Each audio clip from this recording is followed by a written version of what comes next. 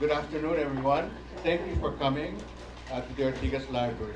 I'm John Silva, the Executive Director, and many of you have come here on your first time since our move from the Ortigas building in Pasig. This is a much better place. We're being connected to the malls. We're going to have a lot more traffic, and hopefully it'll be for the better. We are a specialized library, Filipiniana in orientation, founded by attorney Rafa Ortigas for use by the public. We have researchers from around the world, can you hear me? And coming here to study. A sample of our books and periodicals are in the cases in the hallway, which highlight our extensive collection of martial law and people power material. And now, Maria Ressa's book will be a welcome addition. Attorney Ortigas collected material of all political and ideological views. His belief was that with so many contending thoughts, that the researcher will be closer to the truth. That is why our library opposes the banning of books. Readers can make up their minds and arrive at the truth closer to reality. Aside from our library services, we have our lectures and movies and book launches. All of these got stopped because of the pandemic. And now this is our first book launch since the pandemic. So we're very pleased to have our first guest.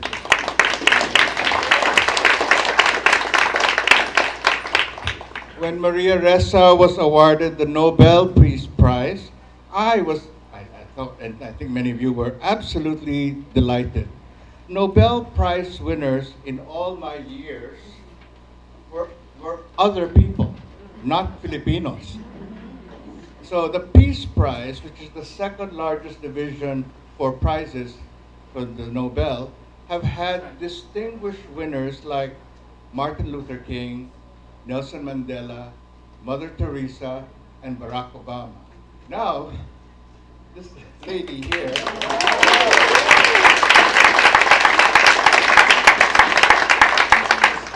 part of the orbit contributing to press freedom and human rights. The format is going to be, Maria Ressa wanted a fireside chat. We don't have a fire, but so it'll be more informal. She was supposed to have a podium, she was going to give a speech, and there was going to be slides, but she sort of dispensed with that. And so it's going to be me asking her a couple of questions. And then those of you who want to ask her questions, you can relay it to somebody around who will be taking down your questions, and I'll be able to pass it on to her. Then there will be Q&A, and she'll accept questions too. And then the last part of the book is book signing. And this is where we must be disciplined, because I know the selfies are going to go crazy here. But we will be as orderly as possible, and we're going to start with the front row whose books need to be signed, and then the second row, and then the third row. But we'll make sure that it's on a straight line out there, or else chaos will ensue. Thank you again for coming, and so I'm going to start my talk with Maria Ressa. Why I have a lower step is not that I'm in genuflecting. It's just that we didn't have any more paletas, period. So that's why more paletas left. Okay, so my first question to Maria Ressa is, when you were younger, you heard about the yearly Nobel Prize announcements. Did you ever think that you yourself would be a Nobel Prize winner? Who does, diba? I mean, let me see. Yay, there, 1, 2. No, no. And until today, you know that Edward Monk painting, The Scream? It's still that, because the Nobel Prize is really Rapplers. I haven't done anything differently than I've done in 30, this is my 37th year as a journalist. I have to, what, here? Long press. Long press? Check. Yes! Okay. So I feel like I've just been doing, it's so nice to see so many familiar faces, and I'm so, thank you for having me. I should start with that, right? So no, Edward Monk, The Scream, But I think it also shows you how strange the world has become. The Norwegian Nobel Committee is not supposed to tell us why they chose you, right? Other than what they posted. But we spent almost a week together. And when they're at the end of the night and everyone has drunk, they say a lot of things. So part of it is they've said that they've wanted to reward, to give the prize to journalists for a long time. Because if you see like over the last decade, more journalists have gone to jail or been killed. Each year it rises. And so they said they were waiting, and then somehow it went down to me and Dimitri. But look at what happened last year in 2022. So 2021, they gave it to journalists. 2022, they gave it to civil society. They gave it to Ukraine, Belarus, and Russia, Memorial in Russia, right? So I think if I go by their conversations, they're deeply concerned about the state of democracy and what we need to do to make sure it survives. Long answer, no, sorry, John. Okay.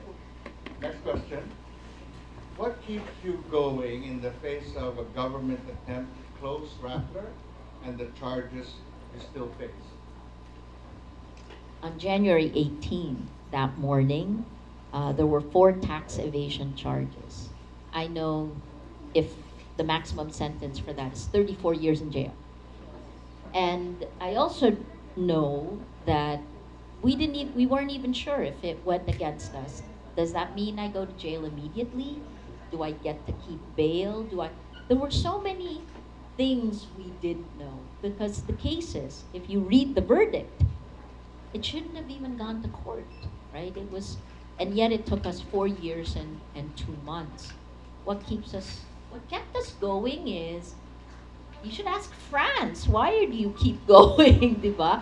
What kept us going is medyo an underpinning of anger. That's one, because right is right and wrong is wrong, and it felt like the world was upside down. We were just doing our jobs. I haven't done anything differently than I've done when I first became a reporter in the Philippines in 1986. So it was shocking to me what happened. I believed that our values hadn't changed. That fear was critical. And I think, if anything, I keep getting asked, so under a Marcos presidency, everything is significantly better. And my response is, the fear has lifted, which means the independent judiciary. The Court of Tax Appeals I now have been through every court, from the municipal all the way. We're now at the Supreme Court, right? I've been through several regional trial courts. There were years I spent more time with my lawyers than I did with our journalists, and I manage a news group, diba? So, I guess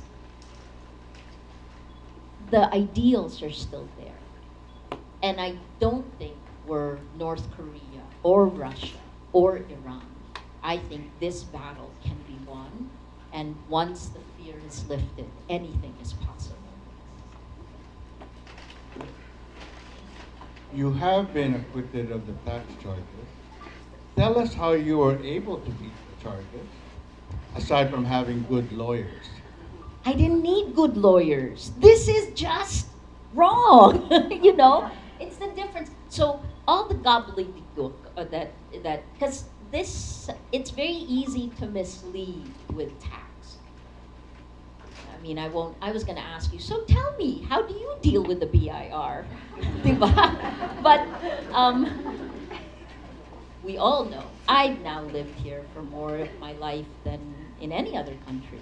But I guess part of it is it was very clear. The issue was, is it an investment or is it a sale of existing stocks? It was an investment. It was that simple. And if it's an investment, you don't have value-added tax.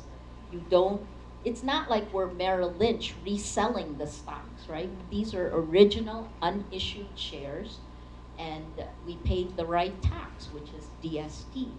Every accountant would tell you that, but not that many accountants stood up because of fear, right?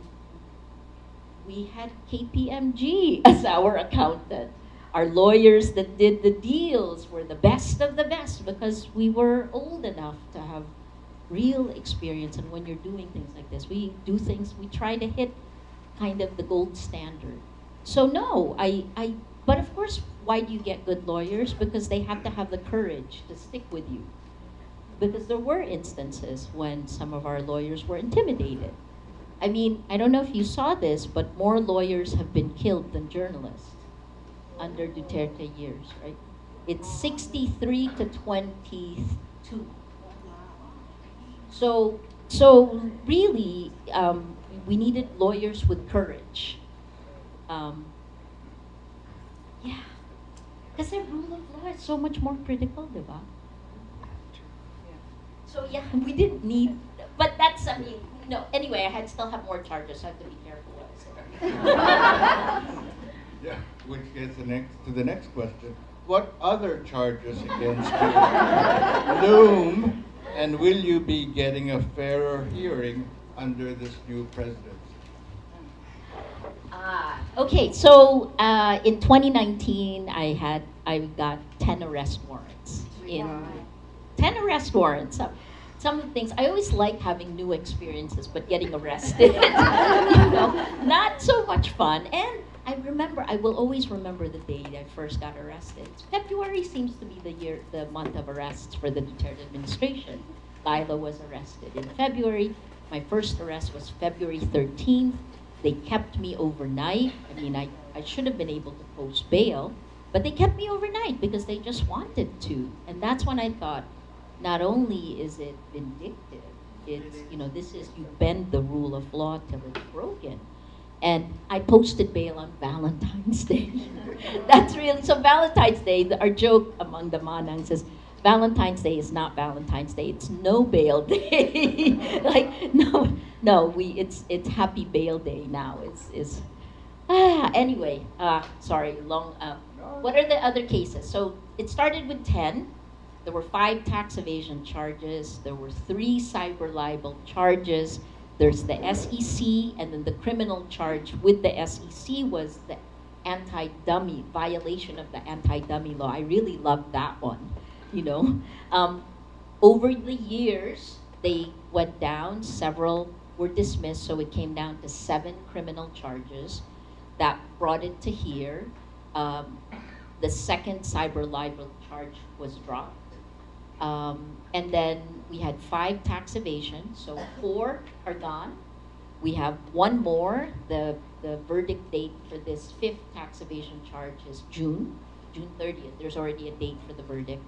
There's the cyber libel case that goes all the way. It is now up to the Supreme Court.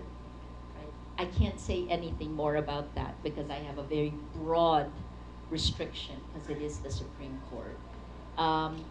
There's the SEC, that could potentially shut us down. That case, this is part of the reason, I don't mind saying this now, because people found out over time, when the SEC came and asked us, essentially they came with a shutdown order in January of 2018. Within 4 months, we dropped 49% of our advertising revenue. If we hadn't done anything differently, it would have been that war of attrition. We would have had to shut down at the end of 2018. But that's what I like about Rappler. It was a challenge. So we sat down and was like, how are we going to survive? We looked at everything we were doing, and we saw, the way we discovered disinformation. That's new. It's a new methodology. What can we do? And we came up with a sustainable business model that prepared us for the pandemic, and allowed us to hire people even as other news groups were firing people. So there's, what doesn't kill you makes you stronger. Nietzsche was right. Sorry, the last case is the anti-dummy. That's at the regional trial court level. It's been dormant. Um, the worst one would probably be the cyber libel case. That's jail sentence of at almost 7 years. Yeah. Wow, that's a long time. But you know, that's if you look at it over time, it started with all the. It started in 2018 with 14 cases, and then when the charges kept coming up, it was actually Amal Clooney who we didn't have a chief legal officer. We're very small, right? So all the individual cases, Glenda, our managing editor, and I were the ones keeping track. And it was Christmas Eve when Amal decided she was going to take the case. And it took her 6 months to go through all the cases. And I get an email from her on Christmas Eve. And I'm thinking, wow, Amal is working on Christmas Eve. That's when she tells me that I could go to jail for 103 years. Sabi ko, okay, don't open an email from Amal Clooney on Christmas Eve. So 103 years to, less than 10 years, not so bad. This is a side question. Is Amal really that gorgeous? And George, is he really that handsome? They're really cute. They're really, yes, on so many fronts. I think they're the real deal. Like over time, I think the other thing that kept us going is the generosity of strangers. People I didn't know who cared enough to do something, to offer something. That's also the other part. You realize our values haven't changed, that our humanity is intact, and somehow it will come out. Good. All right, this is a question from all of us, I think. Many of us are Facebook users. Yes. And we've read some not so good things about Facebook, some of them coming from you. So should I quit cold turkey? Oh gosh, John, it's a tough question for me because if good people leave Facebook, what happens to the rest of the people on Facebook? If people who want facts leave social media, what happens to the people who stay on social media? That includes our younger generation. So, the biggest problem, I'll give you a quick answer. I don't believe you should. This is why we have it, because denial doesn't actually change reality, right? We will still be polarized and radicalized. You just won't know. And for us, part of knowledge is really critically important. The way we were able to defend ourselves was because we gathered the data and actually turned being a target into a plus. It's both a blessing and a curse, because only the target of attacks sees all the attacks. This part of the room may only see one part. You'll see another one. It's like the elephant, you feel different parts of it. You see another part. But the person or group being attacked sees it all. And so we use that as an opportunity to take down the data and analyze it and realize that it's something that America couldn't quite get, or maybe didn't get on purpose, which is it isn't a freedom of speech issue. It's freedom of speech is being used to stifle freedom of speech, right? The pounding information operations. Because when you say a lie 1,000,000 times and you pound the target to silence, then you take the narrative out. Like on our end, when I came under attack and I was getting an average of 90 hate messages per hour. You're all really nice. I can feel your. If anyone wants to attack me, please raise your hand down so I can prepare. But online, you can't tell who's right. And when you're getting attacked 90 times in an hour, and you can't respond, because at the beginning, especially, a traditional journalist would be told, don't respond. Now you really should respond, because a lie told 1,000,000 times becomes a fact. That's what social media does. So this is information operations, information warfare. The Duterte administration used, pro-Duterte supporters worked hand in hand with Marcos supporters. And you can see from the book, you know, what we did is I correlated COA and what it said about how many people were hired. There were more people hired as consultants in PCOO than there were employees. I mean, you could see during, it's footnoted in the book, but it's information operations. So if you're being, and let me just say two things that are critically important. What social media does is it exchanged our value systems. Because fundamental to the design of all social media platforms is that lies spread faster than facts. There's an MIT study from 2018 that says it spreads at least 6 times faster, lies. So imagine if you have a kid and you tell your kid, lie, I'll reward you. Lie all the time, I'll keep rewarding you. That's the incentive structure of our information ecosystem today. And when that's the incentive structure, it turns everything it touches upside down. And information touches everything, right? So if you don't have, I've said these 3 sentences so many times over the years. If you don't have facts, you can't have truth. Without truth, you can't have trust. No facts, no truth, no trust. Without these 3, we don't have a shared reality, and you cannot have democracy. So, and that is shown in the data. And the critical part is, think about it like this. If you keep rewarding a liar, what world do you build? If you're breathing air, I called it toxic sludge in the Nobel lecture, right? But what does this do? Why does it spread lies faster and further? Because the end goal of all the social media platforms is to keep you scrolling on your phone. How do they do that? By hacking your biology, by making you afraid, angry, hateful. If you stay longer when you're angry and you write more when you're angry, meaning they get more data about you, right? So what happens when the last part that's really the most horrendous globally, I think, is the tribalism, us against them. And what you're seeing with that, I mean, Nazism, a lot of the attacks against you, a German friend actually saw some of them and said, that's what happened to the Jews. This is not new. It's just on a different scale, the tactics. Women in the Philippines in 2017 were attacked at least 10 times more than men. And then if you see today, Forbidden Stories, Rappler's part of this group, more than 30 news groups all around the world are looking at the impact of disinformation.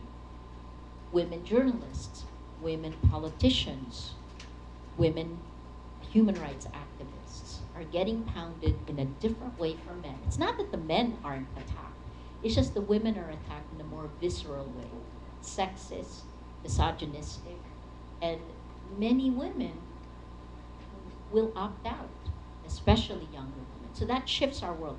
Anyway, sorry, I can talk forever. So, please just be aware of your kids. I worry about this next generation because we're teaching them to curate their lives. And they're posting them for popularity. I don't know about you, but I was really glad to leave popularity in high school. And now, the crowd that you keep wanting the likes from can turn into a mob like that, can be manipulated like that. That's the world. So where does the younger generation, where do we find meaning? And you'll see I wrote in the book, these were all the ideas. And the Philippines was we were the petri dish. Facebook called us ground zero. So, yeah, galing natin. Okay, I won't quit Facebook yet. Don't. Well, hopefully it gets better, right? Because that's the other thing that we're trying to do is to get the right legislation in place. It's just that in my age group, Facebook has become a lot of obituaries. Kind of depressing. Anyway, my last question, and if there isn't... You look very Yeah, young, sure. John. Yeah. Wow, that's really sweet. What can we as citizens do to strengthen press freedom, our press freedom heritage? Please join FactsFirstPH. And in the elections, in May elections, 100 days before, we were very late. Because originally we wanted to set this up in October of 2021. The same week that the Nobel Committee announced the Peace Prize. So it threw Rappler off. We were supposed to have set up FactsFirstPH. So we didn't get it set up until 100 days before the elections. It wasn't enough time. Look at Sam is in the back. Sam is with Move PH and also is handling Facts First. So what is this? It's a whole of society approach to protect our shared reality.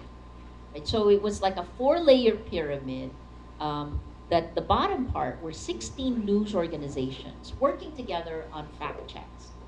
You're very bored by fact checks. You don't really like reading them unless you're the target of the lie, right? So 16 news organizations. The second layer, layer 2 to 4, layer 2 is the mesh.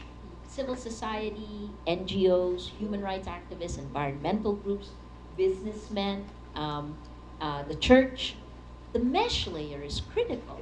The goal of the mesh, we ask our mesh layer to spread those fact checks and add emotion. But they couldn't use anger.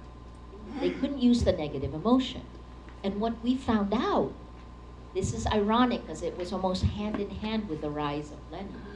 Inspiration spreads as fast as anger, right? So parang that's a good thing to know, diba? And I should have thought about that because before Duterte,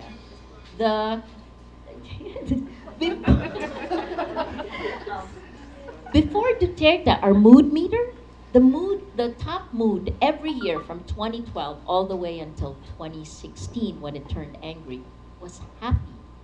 So inspiration spreads as fast as anger. The third layer were 6 academic institutions that studied disinformation. We did a pipeline through all 4 layers of data, and we gave it to academic groups, and every week they came out with how we were being manipulated, who was being targeted. Inevitably, Lenny was being targeted. Inevitably, Marcos would win. It was very funny. Anyway, last layer. The last layer is the one that was critical, and they were the most excited. Legal groups. They were so excited, and it was really good that they were, because the journalists at the bottom were exhausted. And so the lawyers, this is everything from the Free Legal Assistance Group to the Integrated Bar Association of the Philippines to the Philippine Bar Association. They filed more than 20 cases in less than 3 months that protected the entire pyramid. So rule of law, right? So yun, parang we were able to, leading up to the election, we were able to map that this FactsFirstPH pyramid literally took over the center of Facebook. Everyone was involved. So yun, parang, yeah, what can we do? That's one. The second is the honor code. You'll read in the book about the honor code. I love the honor code. It's in the university I went to. You sign everything, your paper, your test. Like the professor would come into our room if we're taking an exam, hand out the tests, and then walk out. And then you're supposed to sign this honor code. When you sign that honor code, you are responsible. You're basically saying you're not cheating, but that you will also report anyone else around you that you see cheating. You're responsible for the world around you. I love that. So I've kind of taken that. You'll see it in the book, and it's what we used in ABS-CBN. You know, because I was like, kasi syempre the goal, when I first arrived in the Philippines, and it was with Probe. I think it was our, you know, in those days, Probe came out with, we support the fight against envelopmental journalism. And everyone told us, you don't understand what their families are like, they have people to support, so you shouldn't really call out the people who accept the corruption. This was,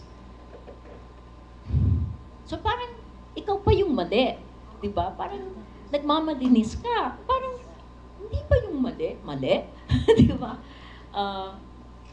Yeah, so I think what I liked about the honor code is we take responsibility. If I allow you to cheat, then it impinges my honor. I like that. It worked in ABS my time. The reason why we also invite authors to speak in the library is because we have over 25,000 volumes. And what I wanted to do is to make sure that people knew that there was a voice or a writer in all of those 25,000 volumes that we have. So we've had some wonderful, illustrious writers, Frankie Jose, Marites Bitog, etc. And now Maria Ressa. So my last question would be, Maria, is that what's the book all about? And the book's title suggests that it's a prescription to how to stand up to a dictator, or is it based on personal life? This is my third book. Of all the books I've written, this is probably the most personal. Because, so three things I'll say. I'm always asked, so who's the dictator? Who are you? And then of course if you're pro Duterte, you will say, he wasn't a dictator, he stepped down. I get this on social media. So then I'll say, well, the dictator's here. I asked for an end to impunity of two men, Rodrigo Duterte, the brutal drug war, the fact that our institutions collapsed within 6 months of him taking power. The second man is Mark Zuckerberg and Facebook. Because if you think about impunity, right? This is impunity. It has impacted the world. It has changed our value systems. So you'll see that I wrote 400 pages. This is only 200 after the footnotes. My editor said, Maria, do you want people to know everything you know or to read it from cover to cover? I said cover to cover, so I hope it holds your interest. But, so that's the first, is who is the dictator? Replace the word dictator with bully, right? How do you stand up to a bully? And then that'll give you why it's so personal, because people always ask me, especially after like the 10th arrest warrant, where do you find courage? And it's not really courage if you have to just keep putting one foot in front of the other. You find it in your values. You find it in choices you made when you were much, much, much younger. And there's this great quote in there. I'm a science fiction fan. You'll read in the book. You know, my heroes are Captain Kirk and Mr. Spock combined. Because I love that. It's left brain, right brain, right? But you'll see that there's a great quote by a science fiction writer where, you know, people think the older you get, the more choices you have, right? The older and more powerful you get, you can do whatever you want. But if you go by the way we live our lives, if you have integrity, you make these choices when you're young. And the older you get, the narrower your road becomes until you can only choose one path. So, parang you'll see it, it's there. The last part in the book is people thought I was Indonesian because I was really targeted. Rappler was targeted, and so many, even it's funny, a classmate, within 2 weeks of an information operation here, It was started by somebody you all know, where he said I was an Indonesian. And I had a classmate from New York within 2 weeks email me asking, Maria, I didn't realize you were Indonesian. Sabi ko, "Ala, it's potent, this stuff, right? Lies spread." So I'm not Indonesian. You'll read about the beginning. Thank you. I'm open to questions now. So do you have a question? Is there a question? Anybody? Can anybody just raise their hand? And Yeah, we'll give pose you a a mic. question? Okay. The Russian journalist that was. Dmitry. Yes. Yeah. What happened with the administration? Yeah. So he runs a news organization called Novaya Gazeta. His news organization, so this is why I say we're not Russia, has had 6 or 7 journalists killed. I knew Anna, who was the highest profile of the journalists killed. He went back to Moscow after, so in December 10th, we received the Nobel Peace Prize. Within 4 months of that, we were both under threat of shutdown again, because that was when we got our second shutdown order. He, in a subway in Moscow, someone threw red paint at him, but it was turpentine, so because he was getting targeted. And then, of course, last year, February 24th, these dates mean so much in different ways. On February 24th, Russia invaded Ukraine. And it became, within weeks, criminal to call it a war, right? So Russian journalists, they will go to jail for 15 years if they called what was happening in Ukraine a war. So Dmitry was very funny. He goes in a public forum and he says, so I call it hell. He shut down Novaya Gazeta right now. There's a European group. His wife and his daughter are in Latvia. I believe he's still in Moscow. He has court procedures as well. We wind up supporting each other is what winds up happening.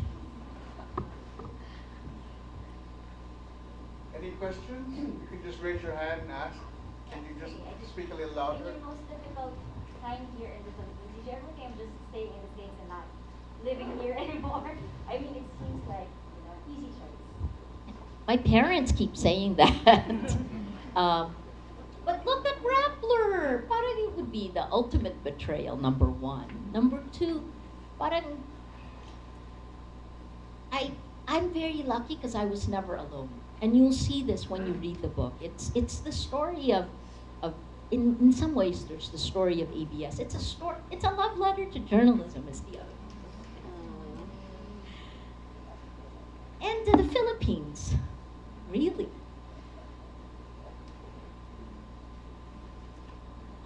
Okay. I feel like when it's important, that's the time you have to stand up. And you'll see early on, I wrote in the book, you don't really know who you are until you're forced to fight for it. And we were forced to fight. And it's funny because look at the words journalists use, right? We use the phrase hold the line. I didn't even say punch back, And when a journalist says, you're anti-Duterte, I'm not anti-Duterte. I am actually, anyway, so we weren't anti-anything. We were just doing our jobs, which is holding power to account. Hold the line. This is the line that the Constitution gives us for our rights. We're not going to step back, even if the government is using a bulldozer to try to make us voluntarily step back, right? Do not voluntarily give up your rights. I felt like I talked a lot in my career. I've helped write standards and ethics manuals for different news organizations, for Probe, Rappler, for ABS-CBN, for CNN. And yet, when it matters, I'll duck. Diba? Parang malas lang sa akin, the baton was passed to me at the wrong time. Diba? Peter should know this, diba? I mean, Probe was a whole different time. But because it was, and in a weird way, it's also a challenge, diba? Parang, it's like, I felt like I'd gone to the gym, and I'm gonna have to stay through the marathon. And thank God we did, you know? So, no, it was never really a choice. But you'll read in the book, February 2020, where we really confronted that. And the scene in the book is interesting because George and Amal asked me to come to their house. We're having dinner, and Amal's family is from Lebanon, and they had to flee, right? So there's a lot of stuff, and their parents, Georgia's father is a journalist, Amal's mother is a journalist. Hi Maria, it's the first time I heard you speak since our Towns AIM affair. So you know, Towns is so jubilant about your Nobel Prize, it's as though we also won. But anyway. You did! Yeah, we did. My question is, you keep speaking about February, we're in February. February 24th will be the 6th year anniversary of Layla's incarceration. In fact, I say it's the beginning of her 7th year in jail. Yes, it's the beginning of her 7th year. So I guess my question is, I don't know if you conversed with her or what. Do you have a message for her? You know, what can you say about this travesty of justice that has been done to her? I did see her maybe about a month ago, and I asked her, because she was offered several things, right? She could be moved, she could be given house arrest, and it was fascinating watching this Lila, because I've watched her. I've seen her over the years. Very different Lila, you know. She was very. Why didn't she go for house arrest? Because she didn't want to be treated any differently than from any other person. I thought that was pretty. I was like, really, Lila? I mean, you know, isn't this long enough? She was like, no. And the other reason is, and I don't know how much I can say, probably, but I can tell you later. But well, the other thing is, she said she wants to prove her innocence. This is why we went to court, right? Why 4 years and 2 months? We're innocent. So, she's looking forward to that. The most interesting thing she said, because I was asking her, so why wouldn't you go to house arrest? Why wouldn't you go to another? Because President Marcos called her, right? This was out in our news, and offered that she be moved after that really weird incident. Right? She also acted out the hostage incident for me. She looks healthier also now, which is good. She didn't, because she has a compound in that. She kind of is in the entire compound. And she started taking care of stray cats. Yeah, like a lot of stray cats, like a dozen stray cats. And then she started naming them. And the names were really interesting. Like Avatar. Like, you know, it was really, and then she said, you know, and I said, so what happens when you get out? She was like, I think I'm going to take them home. Parang, I think also, the other thing she said was that it was very difficult during the lockdown. Because, you know, I could see how she's changed, and it was really, how it's transformed her. Yeah, so will she get justice? I mean, I do mention her at every instance I can. I think that we should speak about injustice every time. Last two questions. Yes. Yeah, first of all, congratulations Thank for winning you. the Nobel Prize. I really like what you said about how the choices you make as a young person determines the choice that you make when you're an adult. So my question is, to whom do you attribute the values and principles you had at such an early age, which led you to the decisions that you made now? Wow. That's funny. No one's ever asked me that question. I, you'll read in the book about how my father died. He's an Icardo, so Sunico Icardo is my father's family. He died when I was a year old, and my mom went to the United States and then got married an Italian American. My stepfather, he adopted me. So in some ways, it's my grandmother, my father's mother, who, because when my mom left for the States, we stayed with my grandparents and my ninang and ninong. I was in Saints School from prep to grade 3. Me too. You were in that activist school, but I didn't really know what activism was then, right? I remember, I just remember things, and you'll see like the values that are there, right? Like the golden rule is critical for me. Do unto others as you would have them do unto you. Honesty is something that, like, I worked very hard in my life. The hardest thing to do is really to be honest with yourself. Let's see, honesty, the golden rule. There are only 3 things that I felt. And the best part about broadcast journalism, about breaking news when you're doing a live shot, is you have 2 minutes to distill the world for a camera, which means you have to have clarity of thought, and you have to think fast, and you draw on your sense of right and wrong in doing that. So like, for example, East Timor, 450 years of colonial rule, and then the fight with Indonesia. Doing that, being able to, that was the best training for fighting terror, by the way. Oh wait, sorry, I'm not really answering your question. I think it was being an immigrant kid also. So we left 1973.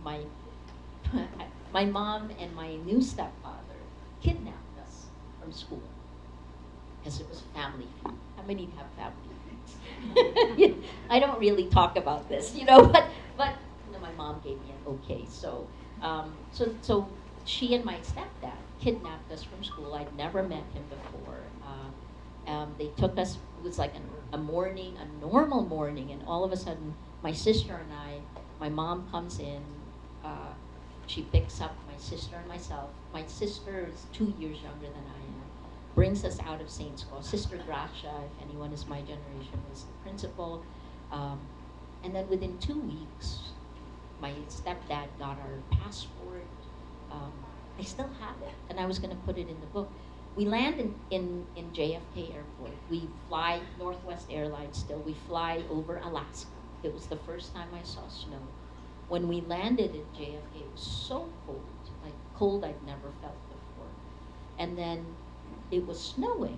We drive about an hour and a half south to Toms River, New Jersey. And I went to public school, my sister and me. And a lot of the lessons from the Philippines stayed with me forever. Like, why do I play chess? Because somehow the Philippines was connected to chess in my head. Because I couldn't come back. There was a family feud, And so I didn't come back until 1986 on a Fulbright, the other way. After I graduated college, I never felt completely American. So I thought I must be Filipino. So I applied for a Fulbright to come back to the Philippines for a year. That was 1986. That was such an incredible time. Diba? And then when I got here, so what I don't like about New York is sarcasm. I'm not a sarcastic person. And so when I landed here, I loved it. There wasn't any sarcasm. We're not sarcastic, and nor do we have irony. So I really liked it. But then the longer I stayed, it's funny. In my life, when I'm with Filipinos, I feel very American at times. And when I'm with Americans, I feel very Filipino. So if you come from more than, what a long answer to your question. Last part of something else. Thank you. School, right?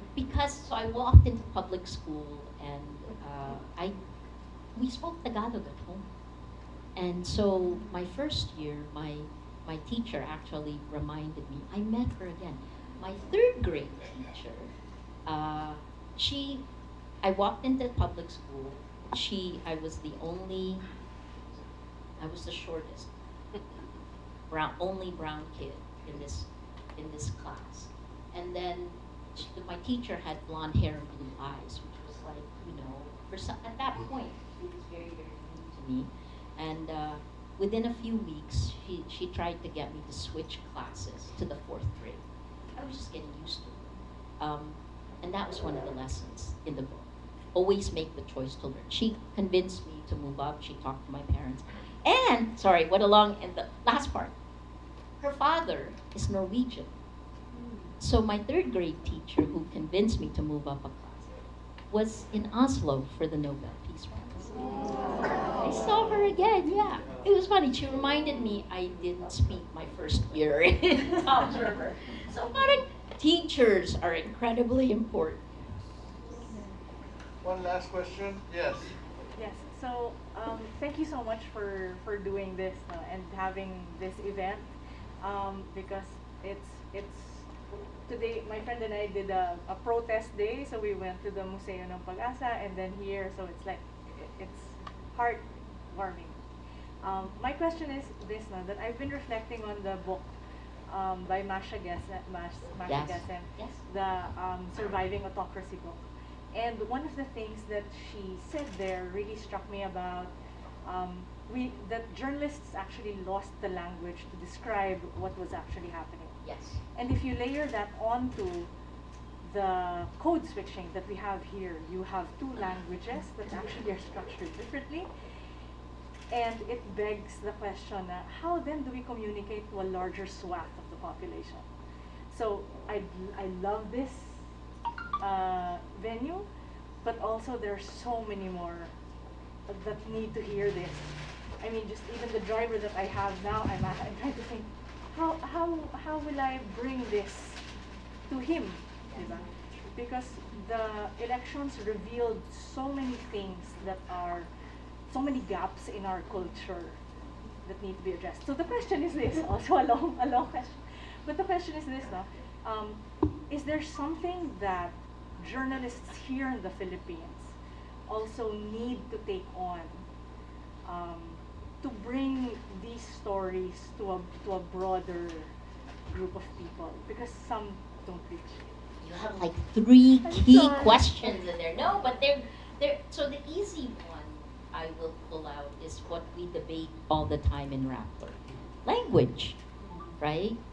English or Filipino or Cebuano or right? So the easy for me when we created Rappler, we were English. And part of that was because I felt that there's an aspirational, like Filipinos with ambition, if we don't give them opportunities, leave. And so they go through a part where they learn English, but the other part is I also felt I wanted to be connective tissue. Our thinking class needed critical coverage, I felt. And so, I mean, that was my choice. Our debate in Rappler. No one listens to me in Rappler, by the way. No. And so you'll see, but I no longer have an editorial role because after the government kept attacking, I was like, I can't interview someone in government, like the Justice Secretary, and not ask, why are you trying to jail me? What a hypocritical shit. So I can't. So I stopped and I worked on other things. I worked on our tech, our data, our business. So that's the part where I feel we do as journalists in Rappler is we develop communities in the real world and we look at our strengths. That's one. Then the translations do happen, but it's our communities that do this. And we work with communities that will reach the fishermen, the urban poor, right? And then I guess embedded in your question is this is so hard to answer. And the answer I have, I know the answer. So, how do things happen in the real world? Social network analysis actually helped me formulate a lot of the way I look at the world. It's how Rappler was founded. We look at information cascades because we want to make sure that it cascades, right? What's the widest reach? How do things happen in the real world? It's not from your close circle. It's the strength of weak ties. So if you want to get a job, it's not going to be necessarily, someone you know. It's going to be someone that someone you know knows. The weak ties is what cascades. So this is a paper by Peter Granovetter. It was a study that was done, and I can share this with you. So weak ties. So what's a weak tie? Your driver and his family. That's a weak tie that cascades to a whole other social network. That doesn't mean you have to change who you are. I struggle with this all the time because, my primary language is English.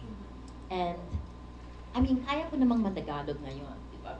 But it was because, how did I learn Tagalog? Because in ABS-CBN, when 35 of our cameramen were being pirated by the coming up TV5, I needed to speak Tagalog. I kept them. We kept them. So, anyway, what a long answer. I'm rambling. I think we have to find our strengths, build strong communities that have weak ties. You'll see the ideas. My ideas are very clear in the book. It's mesh. You take care of your areas of influence. We mesh it to your areas of influence. We mesh it to yours. What holds us together? Our values, our goals. And I found, as a reporter, the people who have the least are often the most generous. And that's, for 5 years, I went to the same place in Samar that was always hit by disaster. And there was this one family I kept going back to, right? And even if they had nothing, they would offer us what they had. So it's not so hard. Sometimes I think as activists, we segment the world and we want fast change. This is the hard part. The damage of information operations is so much faster than really building healthy communities. Oh, look, we haven't gotten together to fight corruption. Hello, kleptocracy, right? So, yeah. Thank you. Thank you. With that, let's give her a round of applause. No, I'm sorry.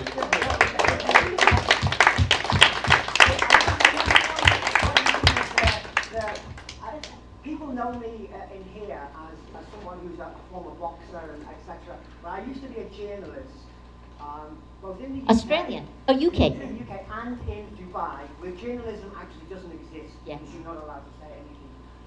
I'd like to know your state on your view on just international journalism, given what you've been through, and I am such a huge fan. I really am such a huge fan.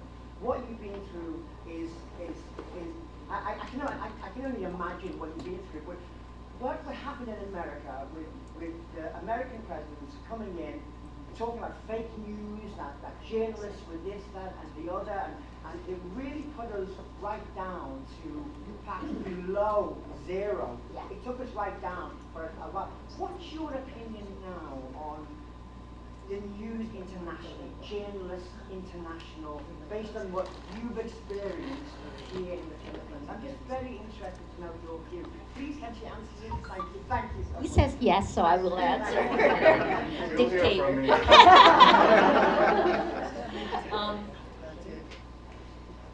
Journalism as a profession, right? When I became a journalist, it was one of the most admired professions. Today, it's one of the least admired professions. And part of that is because we've been targeted in every country with information operations, because if you kill the credibility of the gatekeepers, we're no longer gatekeepers, but if you kill the credibility of journalists, then power gets more power. Right? I mean, you mentioned autocratic governments. You made me think of Jamal Khashoggi, right? Jamal Khashoggi, who was butchered, and then October 2, I remember that because that's, you know, it shocked journalists all around the world that could happen with impunity, and it did. Okay, so what's the state of journalism? Fighting for survival, right? The business model is dead. Advertising is dead. The social media companies have taken advertising and turned it into something, it's called micro-targeting, where essentially these tech companies created clones of each of us, right? Everything you post on Facebook, for example, machine learning comes in and builds a model of you that knows you better than you know yourself. It has all your relationships, it has your innermost thoughts. And then AI comes in and turns that model and makes it part of the motherlode database. Call the model a clone. So your clone is now owned by Facebook, and it uses this data to micro-target you, meaning if someone pays them to give you a message, to nudge you at your most vulnerable moment to the message. This is behavior modification, right? This is, you'll read this in the book also. I mean, it's so fascinating what we live with. That micro-targeting is what advertisers pay for. Advertisers should be worried about this, right? Because that is insidious manipulation. So some advertisers actually decided to boycott for only 1 month. Anyway, so what does that mean? News organizations are barely surviving. It's part of the reason one of the things we did was I co-chaired the International Fund for Public Interest Media. My co-chair is Mark Thompson, who's the former president of the New York Times. So, you know, you can see North and South. We raised last year $50 million that will be largely given as grants to news organizations in the Global South. So we have independent news. I can't assure Rappler of a grant. But anyway, so we are, I feel like the journalists are, we're doing our jobs, we're putting our fingers in the dike, in that dam about to fall on us. And we need civil society, we need everyone else to jump in, which is the basic question in the book is, what are you willing to sacrifice for the truth? The Western journalists are just now realizing they've been manipulated, right? And they're just now realizing that they're in the same boat we are. That's part of the reason UNESCO is next week. The book's translated to almost 20 languages. The French translation launches next week, and UNESCO is doing a Truth and Trust. I'll be keynoting that. So we're trying. We're trying. But don't leave depressed. This is the exciting part about today, because in Silicon Valley, there's this phrase, right? Every startup has to live through the valley of death. We're in the valley of death, we have to go up.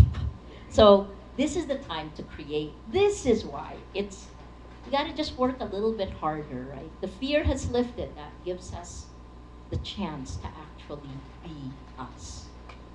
Okay, a real round of applause. Thank you.